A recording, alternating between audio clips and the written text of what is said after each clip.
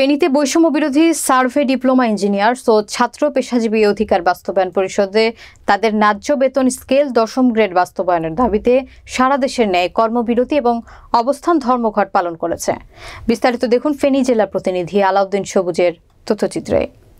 মঙ্গলবার সকালে ফেনী জেলা প্রশাসকের কার্যালয়ের সামনে এই কর্মবিরতি এবং অবস্থান ধর্মঘট পালন করে।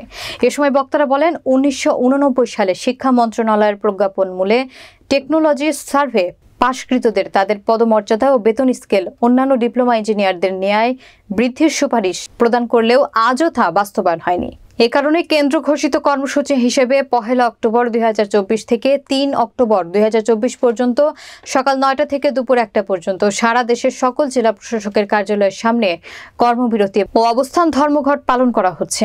আগামী 3 অক্টোবর 2024 তারিখের মধ্যে আমাদের ন্যায়সঙ্গত অধিকার 10ম গ্রেড বেতন বাস্তবায়ন না হলে আগামী 6 অক্টোবর 2024 হতে আরও কঠোর কর্মসূচি প্রদান করা হবে। তারা আরও জানান, ছাত্র জনতার গণ অভ্যুত্থান 2024 এর প্রতিপাদ্য বিষয় বৈষম্য দূরীকরণের লক্ষ্যে অন্যান্য সকল ডিপ্লোমা ইন ইঞ্জিনিয়ারিং এর ন্যায় ডিপ্লোমা ইন ইঞ্জিনিয়ারিং সার্ভিস সরকারের বিভিন্ন দপ্তর, অধিদপ্তর, পরিদপ্তর এবং সংস্থায় কর্মরতদের বেতন স্কেল 10ম গ্রেড দ্বিতীয় শ্রেণীর পদমর্যাদায় উন্নতি করার জন্য 1994 সালের 19 নভেম্বর সংস্থাপন মন্ত্রণালয়ের 164 নম্বর প্রজ্ঞাপন এবং 1994 সালের 1 ডিসেম্বর তারিখে প্রকাশিত গেজেট বাস্তবায়নের তথা পুনরায় জনপ্রশাসন মন্ত্রণালয় থেকে প্রজ্ঞাপন জারি ও প্রয়োজনীয় ব্যবস্থা গ্রহণের মাধ্যমে বৈষম্য দূরীকরণের দাবি জানাচ্ছি।